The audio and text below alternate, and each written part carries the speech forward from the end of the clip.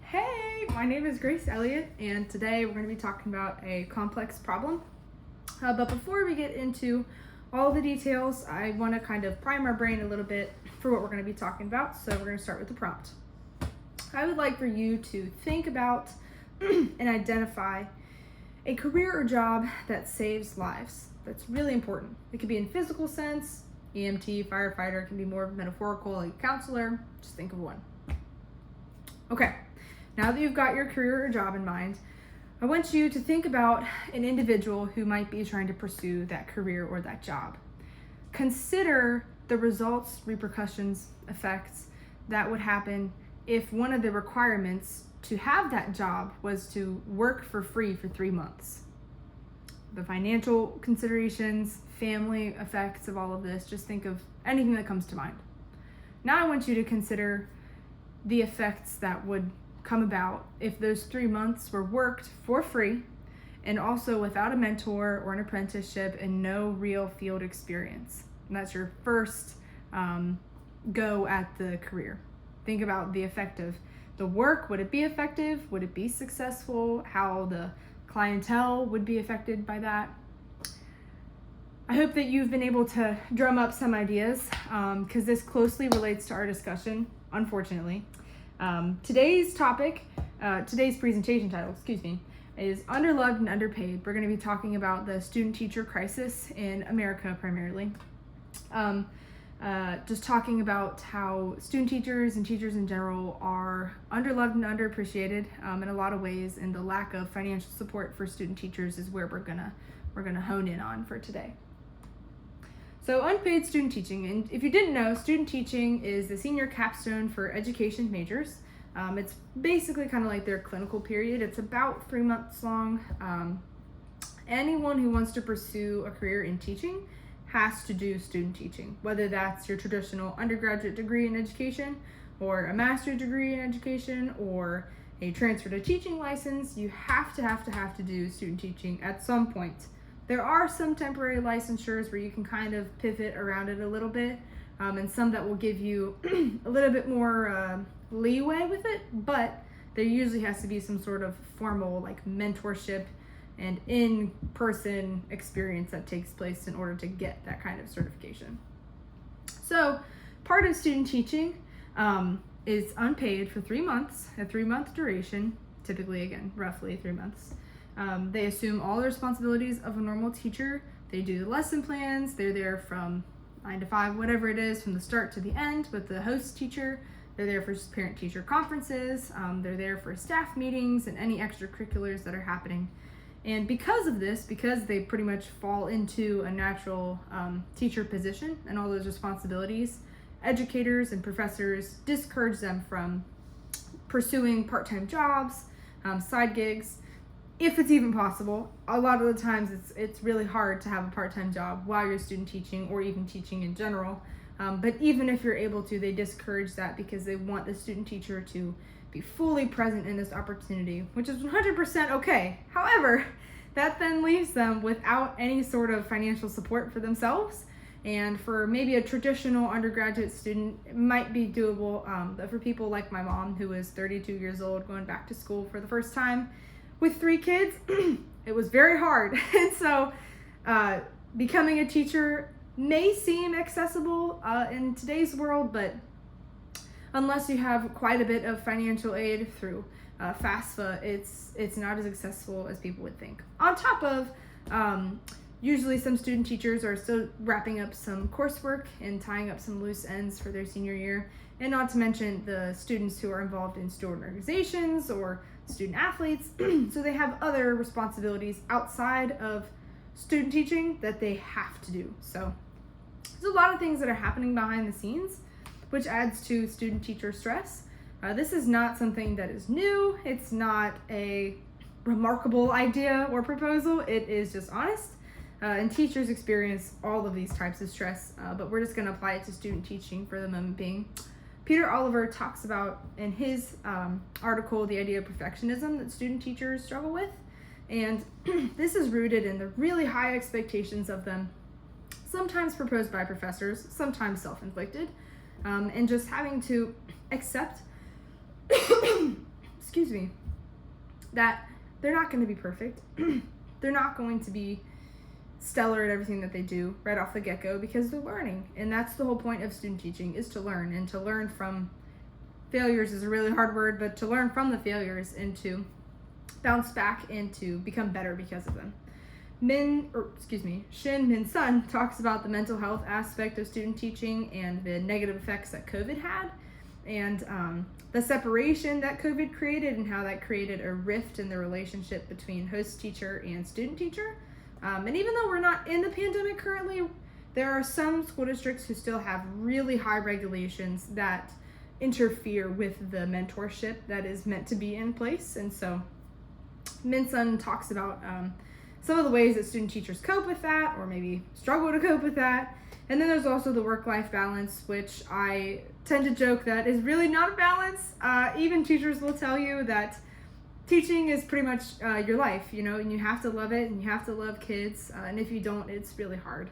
And so student teachers who are in college struggle as well to not feel guilty for prioritizing themselves or prioritizing other things that they enjoy, that they have to do or maybe need to do. So there's lots of different moving pieces to student teaching and college kids. So when we talk about this, there's quite a few different thoughts, different questions, and so there's also just a lot of stereotypes and stigma. So a couple of the questions that we get are, might be, can we do away with student teaching? Do they even have to do it?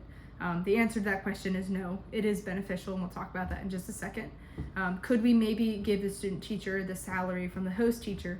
The answer to that is also probably no, because really what we have here is two full-time teachers in the same setting.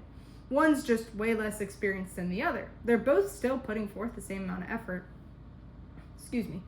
And so the host teacher deserves to have her salary or their salary just as much as a student teacher does. So we can't really take one from the other.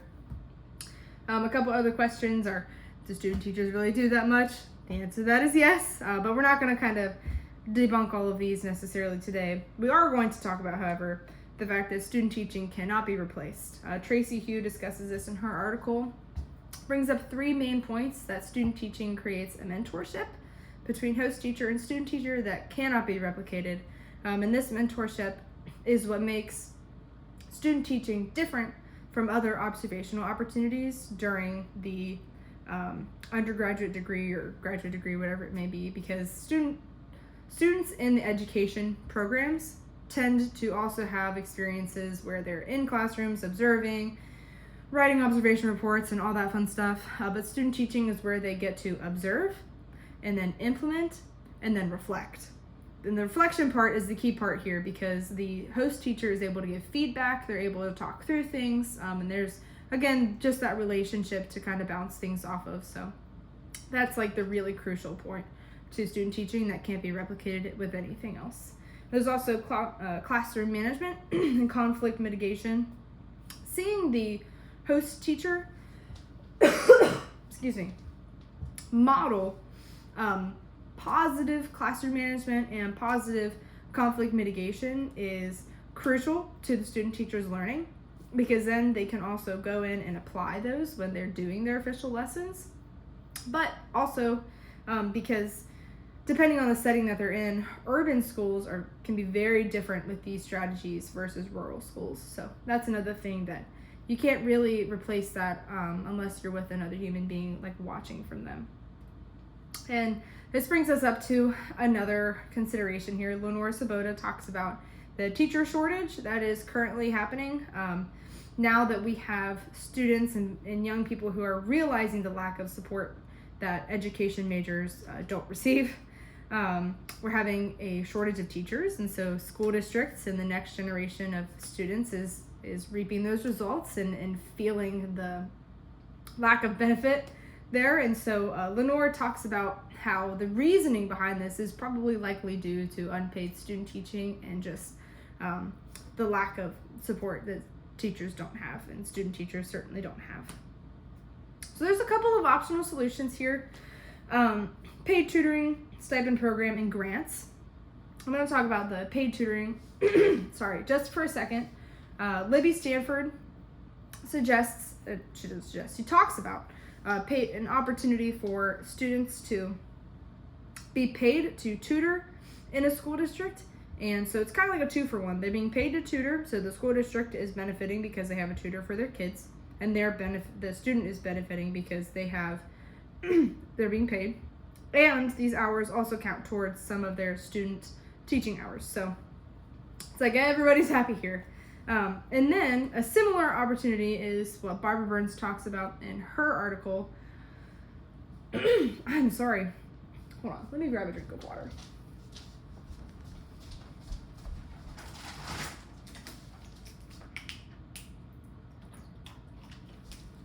I apologize. This is my 14th time doing this. Sorry, not really 14th. Probably like 7. But,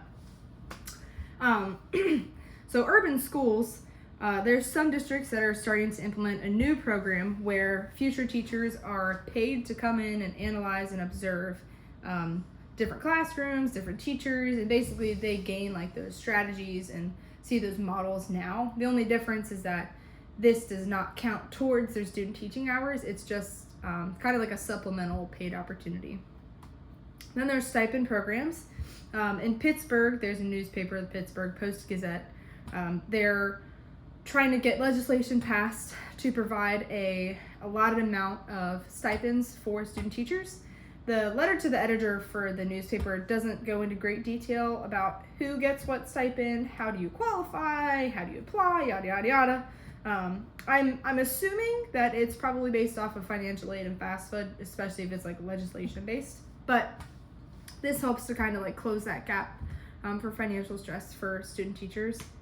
But my favorite way, my favorite solution here is grants. I'm a grant writer actually currently, so I'm very passionate about this opportunity. And I think this is 2 things. 1, you don't need legislation. So it doesn't take as long for you to reap the benefits as a student teacher or an education major. And 2, it puts the responsibility on the student teacher to look for and access funding. Takes the responsibility away from government, schools, universities, etc. And instead places that responsibility on the student teacher where it should be. It should be the student teacher's responsibility to seek out funding and to seek out financial help where they need it. The only thing that is difficult about this solution is that there's not a lot of grants out there that support student teachers. A lot of the grants that are out there are for current teachers to provide new things to their classrooms, think materials, STEM stuff, all of these different awesome things.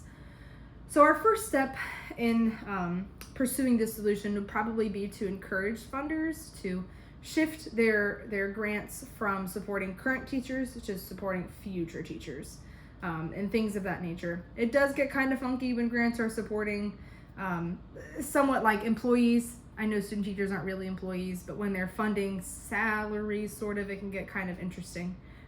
But I think that this is 100% the most realistic and the quickest way that we can close that gap and ultimately close the teacher shortage that's happening as well. So just a little bit of a wrap up. We talked about the unpaid student teaching in America and how student teachers deserve to be paid, but so do the teachers. And it's unrealistic and not right for us to expect the government, schools, or universities to provide monetary compensation for our student teachers. And so instead we should be encouraging grant funders to shift their grants to be supporting our student teachers. The next couple slides are works cited. If you have any questions, you can reach out to me. You can stop where you want to if you want some extra information. And thanks for listening, and I hope you had a good time. Bye.